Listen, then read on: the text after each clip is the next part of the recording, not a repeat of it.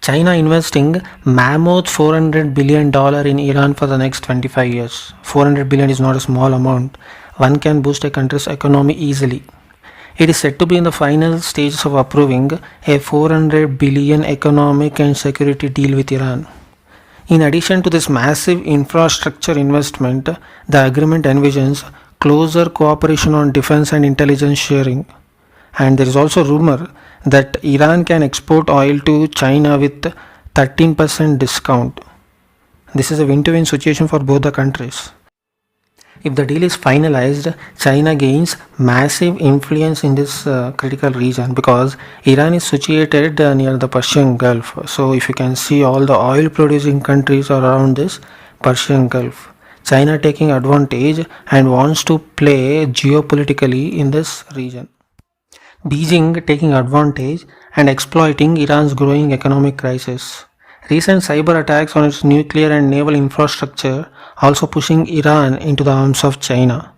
China offers a permanent oil market customer, military help and civil technology, and a potential political cover on the global stage, including a veto power in the UN Security Council.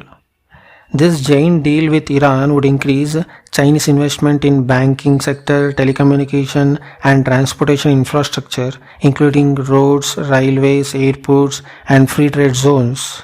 The prospective agreement also extends a number of political defense cooperation projects. Both countries see this deal as mutually beneficial. China is often criticized by Western policy analysts for its so-called depth diplomacy.